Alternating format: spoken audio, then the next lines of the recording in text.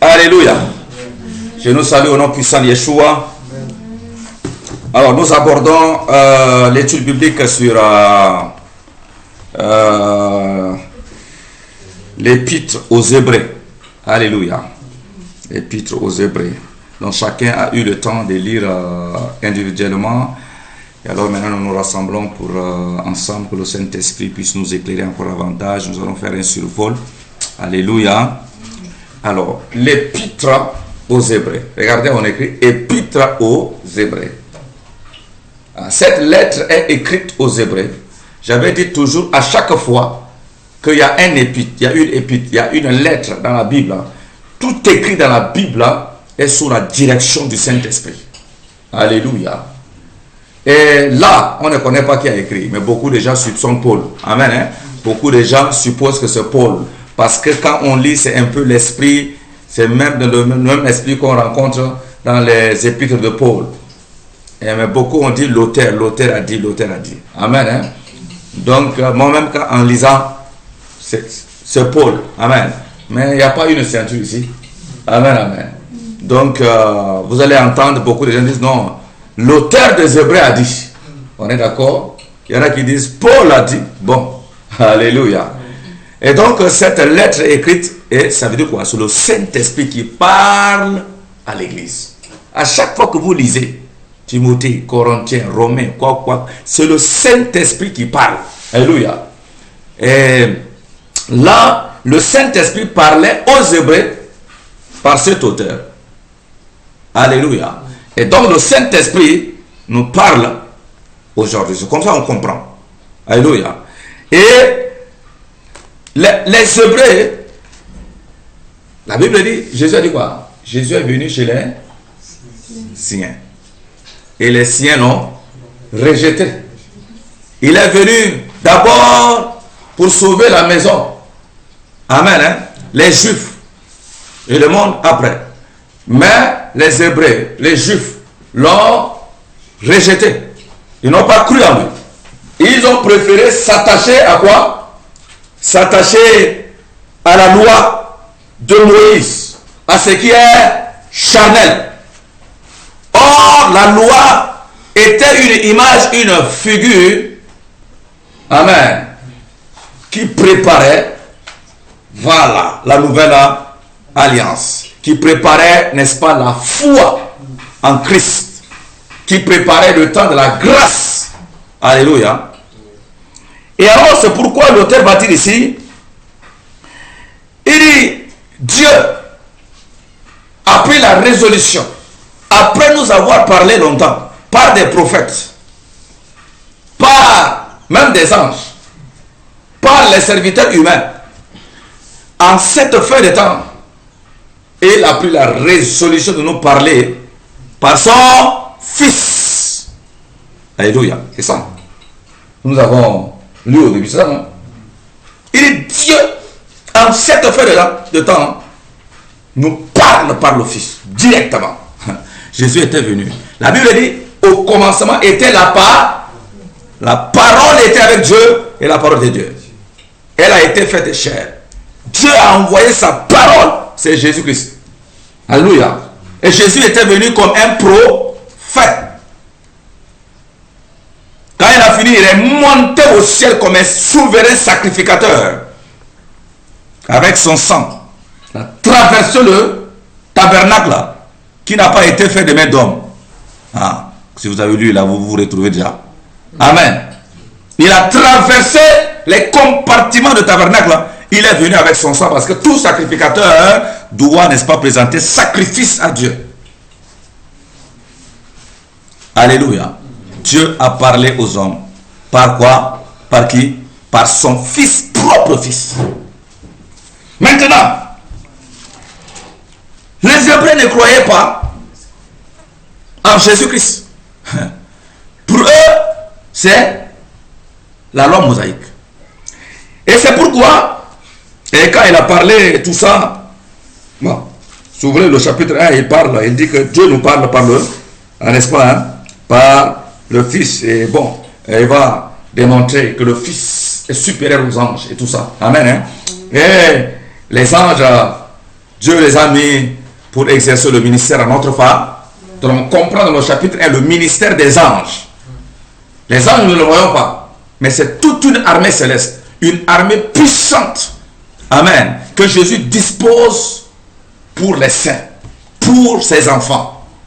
Une armée, je vous dis, invincible. Une armée puissante. C'est pourquoi on n'a peur de rien. Alléluia. Il y a le ministère des anges. Nous n'adorons pas les anges. Non, non, non, non, non.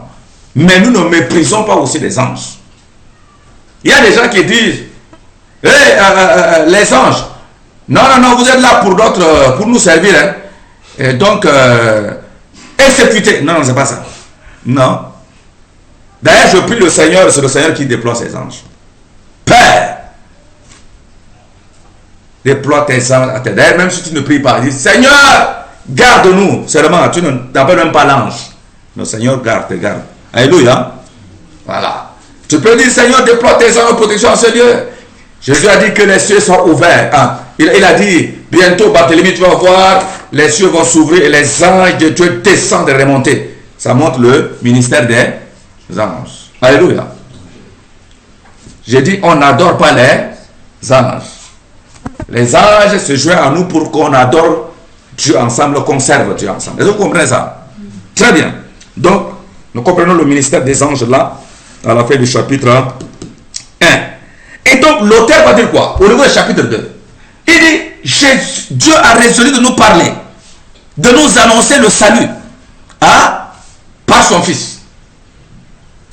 Il dit, si les prophéties qui ont été dites par les personnes comme ça, les prophètes ont dit des choses et ça s'est accompli, oui ou non? Il dit, les anges ont parlé. Par exemple, l'ange a parlé à Marie et ça s'est accompli. Hein? Si les prophéties sont accomplies par les hommes et par les anges, à combien plus forte raison la prophétie de salut? Amen. C'est que Dieu a dit. Dieu n'a pas, il prend la résolution, il envoie son Fils. Selon les Écritures, tout a été, c'est que les prophéties ont parlé de ça, tout. Il est venu, vous avez vu, il a fait 33 ans sur la terre. Il a vécu, il est mort d'une mort extraordinaire à la croix de Calvaire. On l'a enterré. Le troisième jour, il est parti, comme les Écritures ont dit. Et malgré ça, vous négligez un tel salut. C'est ça? Vous avez vu ça, non? Et comment, au niveau 3, comment échapperons-nous en négligeant un si grand salut qui, annoncé d'abord par le Seigneur, nous a été confirmé par ceux qui l'ont entendu. Dieu appuyant leurs témoignages, hein, par des signes, par des prodiges et divers miracles, et par des dons du Saint-Esprit distribués selon sa volonté. Et quand vous remontez un peu, vous allez trouver ce que je veux dire avant. Les prophètes ont parlé, ça a accompli tout ça, n'est-ce pas? Hein? Mais Dieu qui envoie son Fils, Dieu qui descend, il nous parle.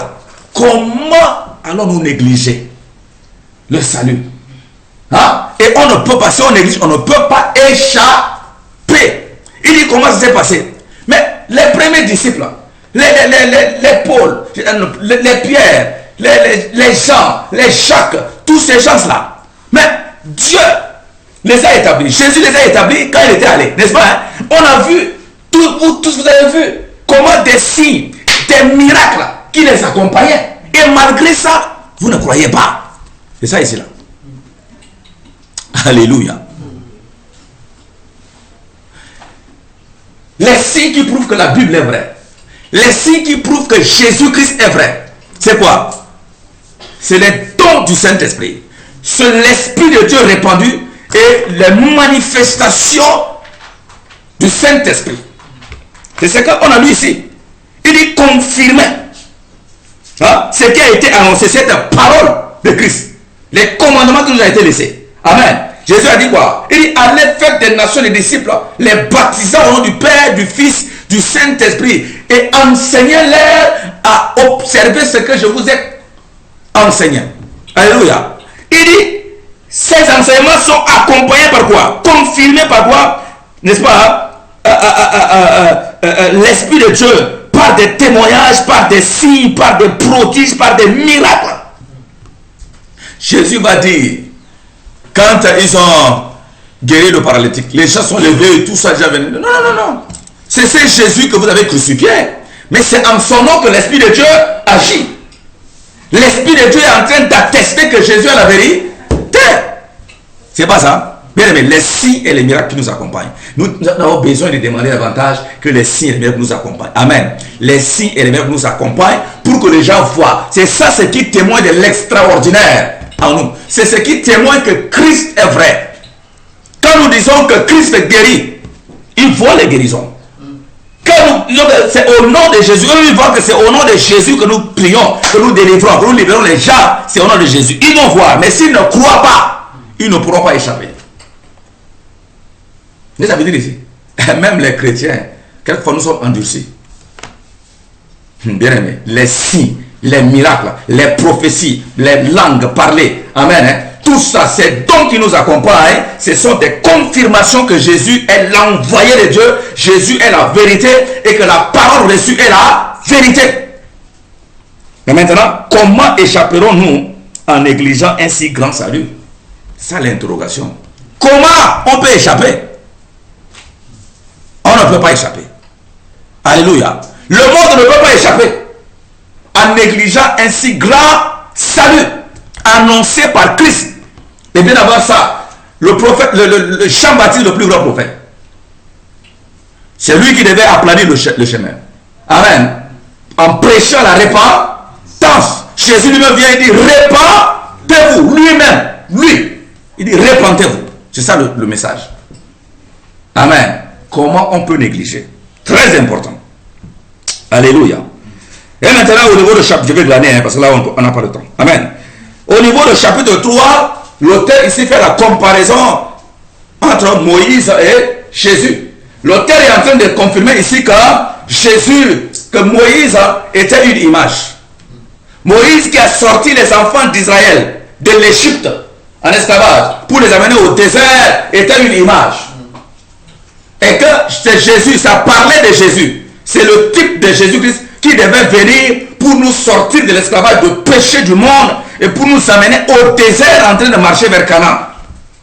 C'est comme ça que Ésaïe 43 dit, il parle de Jean-Baptiste, souvent je parle de ça, amen, hein? Une voix crie, ouvrez au désert.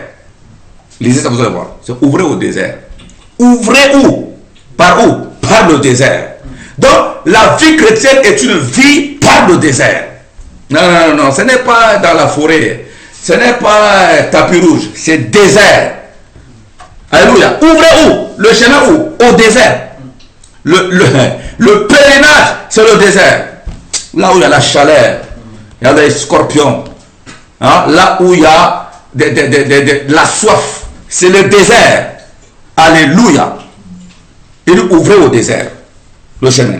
Donc Jésus-Christ est le type de Moïse qui est venu pour nous prêcher, pour nous sortir de l'esclavage de péché en faisant quoi? C'est la parole, il n'y a pas autre chose.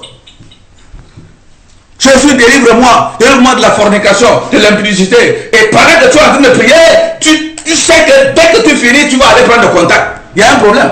Il te dit tu dois mourir. Il te dit tu dois crucifier ta chair. C'est la parole. Tu obéis ou tu n'obéis pas. C'est pas ça? C'est cette parole-là. Quand tu obéis à cette parole, la parole te libère. C'est pourquoi, quand on continue, l'Esprit de Dieu dit, si vous entendez sa voix, celui l'envoyé là, n'endurcissez pas vos cœurs. Alléluia. Et quand on continue, il dit que les gens dans le désert ont entendu la voix de Dieu par Moïse, ils ont endurci leur cœur, ils ont murmuré, tout ça, et ils sont morts. Ils n'ont pas atteint le repos. C'est la même chose. Ça veut dire que si nous n'entendons pas, si nous écoutons sa voix et que nous endurcissons notre cœur, nous ne croyons pas en ça. Nous devenons réfractaires, nous allons mourir au désert. Et c'est ça, croire en Jésus-Christ, c'est mettre en pratique la parole. Amen. Si nous ne croyons pas en sa parole, ça veut dire qu'on a négligé le salut. Un si grand salut, prêché par Dieu lui-même, descendu sur la terre. Tout le monde a vu. Amen. Il est venu et on rejette. La Bible dit, comment échapperons-nous? Alléluia. Et il dit, je jurai dans ma colère, ils n'entreront pas dans mon repos. Et quand on continue dans 4 vers la fin, la Bible dit, efforcez-vous alors d'entrer dans le repos. Efforcez-vous d'entrer par la porte là. Et le repos, c'est par qui? C'est par l'envoyé là. On rejette l'envoyé. Jésus a dit, la parole que je vous donne, c'est pas pour moi. Vous me rejetez là. Vous avez rejeté celui qui m'a envoyé. Croyez que tout ce que j'ai fait, voilà, les confirmations, les miracles là, j'ai guéri, j'ai reçu les morts, tout ce que j'ai fait là, ce n'est pas moi. C'est le Père en moi qui opère. Comme il m'a confié sa parole, c'est lui qui opère pour attester que je suis venu de lui. Mais si vous ne me croyez pas malgré ces miracles là, bon, alléluia. Vous voyez ça, hein?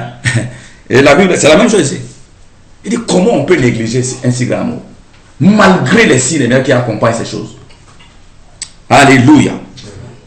Donc la Bible nous dit de nous efforcer pour entrer dans le repos. Alléluia.